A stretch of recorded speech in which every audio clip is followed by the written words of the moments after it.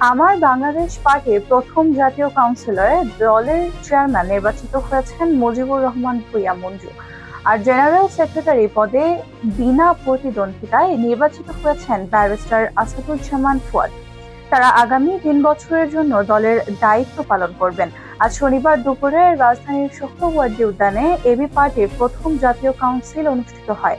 Councillor নির্বাচনের ফল ঘোষণা করে দলটির অভ্যন্তরীণ নির্বাচন কমিশন। গতকাল শুক্রবার সারাদিন সোহরাওয়ার্দী উদ্যানে এবি পার্টির চেয়ারম্যান পদে ভোট গ্রহণ হয়। সারা দেশের কাউন্সিলররা সেখানে ভোট দেন। অনলাইনে ভোট দিয়েছেন দলের প্রবাসী ও অসুস্থ কাউন্সিলররা। এবি পার্টির চেয়ারম্যান পদে প্রতিদ্বন্দ্বিতা করেন দলের প্রতিষ্ঠাতা আহ্বায়ক AFM সোলাইমান চৌধুরী, প্রতিষ্ঠাতা সদস্য সচিব মুজিবুর রহমান ভূঁইয়া মঞ্জু ও যুগ্ম আহ্বায়ক কর্নেল দিদারুল আলম।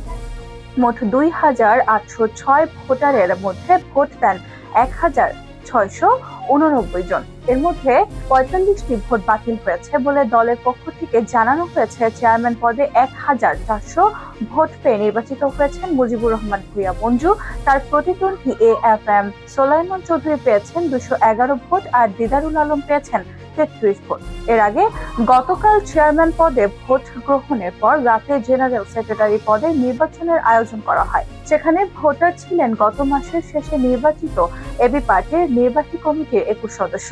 তবে জেনারেল সেক্রেটারি পদে অন্য কোনো প্রার্থী না থাকায় বিনা প্রতিদ্বন্দ্বিতায় নির্বাচিত হয়েছেন আসাদুজ্জামান ফুয়াদ।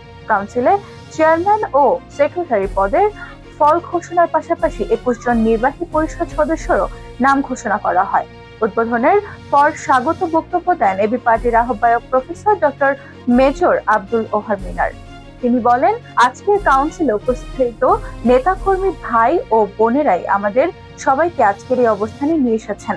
কাউন্সিলে উপস্থিত ছিলেন নাগরিক ঐক্যের সভাপতি মাহমুদুর রহমান মান্না, গণসংহতি আন্দোলনের প্রধান সমন্বয়ক জোনায়েদ সাকি, নাগরিক কমিটির আহ্বায়ক নাসিরউদ্দিন পাটোয়ারি, এলডিপির মহাসচিব বীর মুক্তিযোদ্ধা ডক্টর রেদওয়ান আহমেদ, এনডিএম এর চেয়ারম্যান ববি হাজ্জাজ, খেলাফতে মজলিসের মহাসচিব ডক্টর আহমেদ আব্দুল কাদের, গণ অধিকার পরিষদের সাধারণ সম্পাদক রাশেদ খান, শহীদুল নাজমুল কাজীর স্ত্রী মারিয়া সুলতানা রাখি সহ বিভিন্ন রাজনৈতিক দলের নেতারা।